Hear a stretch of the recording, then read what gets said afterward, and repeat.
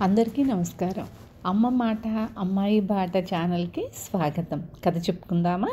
మిఠాయి తినే పిశాచాలు.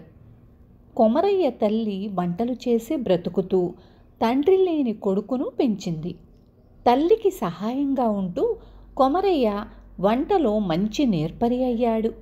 తల్లి పోగానే కొమరయ్య ఉన్న డబ్బు తీసుకొని మరో ఊరు వెళ్ళి అక్కడ మిఠాయి అంగడి తెరిచాడు. మొదటి రోజు బేరం బాగానే సాగింది.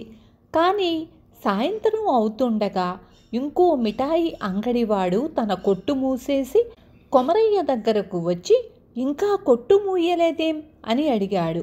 అప్పుడే మూయడం దేనికి అని కొమరయ్య ఆశ్చర్యంగా అడిగాడు.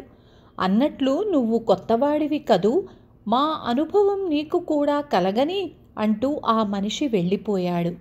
కొమరయ్యకు విషయం ఏమీ అర్థం కాలేదు. ఇంతలో ఇంకో మిఠాయి అంగడివాడు అటుగా వెళుతూ, ఇంకా కొట్టు ముయ్యలేదా అని ఆశ్చర్యంగా అడిగాడు. నేను కొత్తవాణ్ణి, మీరంతా కంగారుగా కొట్లు ఎందుకు మూస్తున్నారో నాకు బోధపడలేదు, దయచేసి చెప్పండి అన్నాడు కొమరయ్య. ఆ మనిషి కొమరయ్యకు ఇలా చెప్పాడు. చీకటి పడగానే ఊళ్ళోకి 2 పిశాచాలు వస్తాయి. అవి ఏ రూపంలో వచ్చినా రావచ్చు. వాటికి మిఠాయి అంటే చాలా ఇష్టం. మిఠాయి కనిపిస్తే చాలు అవి పళ్ళాలతో సహా ఎత్తుకుపోతాయి. అయితే అవి మూసి ఉన్న కొట్ల జోలికి పోవు. ఈ విషయాలు చెప్పిన మనిషి కొమరయ్యకు కొట్టు త్వరగా కట్టెయ్యమని సలహా ఇచ్చి తన దారిన తాను వెళ్ళిపోయాడు. కొమరయ్యకు దయ్యాలంటే భయం లేదు. తన గ్రామంలో అతను కొరివి దయ్యాలను చూశాడు. అవి ఎప్పుడూ ఎవరి జోలికి రాలేదు. అంతకన్నా దారుణంగా తడిగుడ్డలతో గొంతులు కోసే మనుషులు ఎందరో ఉన్నారు. అందుచేత అతను కొట్టుమూయక మొండిగా కూర్చున్నాడు. కాసేపటికి 2 ఆడవాళ్ళు అట్టహాసంగా కొట్టులో ప్రవేశించారు. వాళ్ళు తల్లి కూతుళ్ళలా ఉన్నారు. రేపు రాత్రి మా అమ్మాయి పెళ్ళికి 15 గంపల మిఠాయి సిద్ధం చెయ్యగలవా అన్నది తల్లి కొమరయ్యతో. ఆడమనిషి మాటలు విడ్డూరంగా ఉన్నట్లు తోచి కొమరయ్య ఆ ఆడవాళ్ల కేసి చూశాడు. పాదాలు వెనక్కి తిరిగి ఉన్నాయి. అవి మిఠాయిలు తినే పిశాచాలని అతనికి తెలిసిపోయింది. వాడు నిండుగా నవ్వి, మీరు ఏ మిఠాయి కోరితే అది చిటికెలో చేసి ఇవ్వగలను, కానీ మీకు ఏ మిఠాయి కావాలి అని అడిగాడు. పిశాచాలు 2 ఉన్న మిఠాయిలన్నింటినీ కొంచెం కొంచెం రుచి చూసి, కొబ్బరి మిఠాయి బాగుంది, 15 గంపలు కొబ్బరి మిఠాయి తయారు చేసేవు, మంచి బెల్లము లేత కొబ్బరి ఉపయోగించు అన్నాయి. ముందు కొంత డబ్బు ఇస్తే బెల్లము కొబ్బరికాయలు కొంటాను అన్నాడు కొమరయ్య. తల్లి పిశాచం డబ్బుల సంచి రొంటి నుంచి తీసి కొమరయ్య చేతిలో పెట్టి, ఇందులో 500 రూపాయలున్నాయి, మిగిలినది రేపు మిఠాయి ఇచ్చాక ఇస్తాను అని హడావిడిగా కూతురుతో సహా దుకాణంలో నుంచి బయటకు నడిచింది.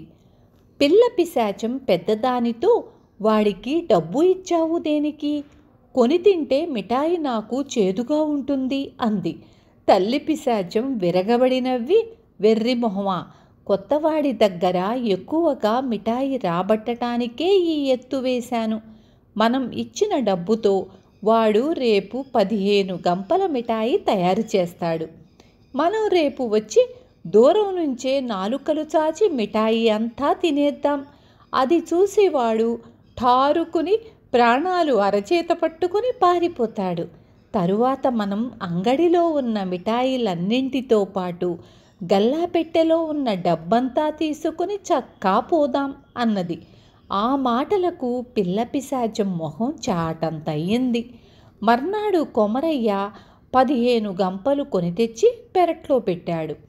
సాయంత్రం కాగానే అతను గాడిపోయి అంటించి పిశాచాల కోసం ఎదురు చూడసాగాడు. చీకటి పడి పిశాచాలు వచ్చాయి. రండి రండి, పెళ్లి కూతురికి నా శుభాకాంక్షలు అంటూ కొమరయ్య వాటికి ఎదురు వెళ్ళాడు.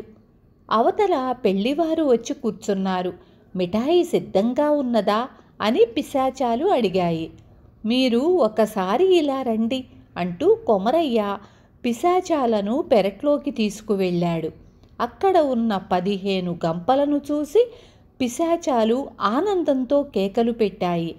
కానీ తీరా చూస్తే అవి ఖాళీగా ఉన్నాయి.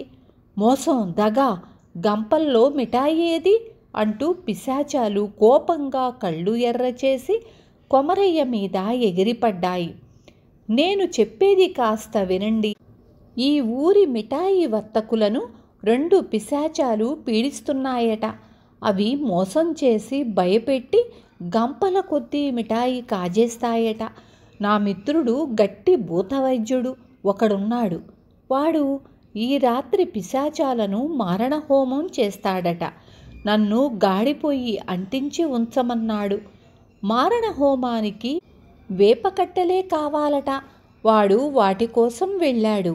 వాడు పిశాచాలను మారణహోమం చెయ్యగానే చిటికెలో మీ మిఠాయి తయారు చేస్తాను అన్నాడు కొమరయ్య ఎంతో నమ్మకంగా. భూతవైద్యుడి మాట, మారణహోమం మాట వినగానే పిశాచాలకు ఠారెత్తిపోయింది. ఇంతలో ఎవరో వీధి తలుపు తట్టి, కొమరయ్య, అంతా సిద్ధం చేశావా? పిశాచాలు తిరిగే వేళవుతోంది అని కేక పెట్టాడు. ఆ మనిషిని కొమరయ్య ముందే ఏర్పాటు చేసి ఉంచాడు. అడుగో, విన్నారా? మాటల్లోనే భూతవైద్యుడు వచ్చేశాడు అన్నాడు కొమరయ్య. ఇక పిశాచాలకు అక్కడ క్షణం కూడా ఉండబుద్ధి కాలేదు. అవి నల్ల పిల్లులుగా మారి చీకట్లోకి పారిపోయాయి. తిరిగి ఆ పిశాచాలు ఆ ఊరి ఛాయల కనిపించలేదు.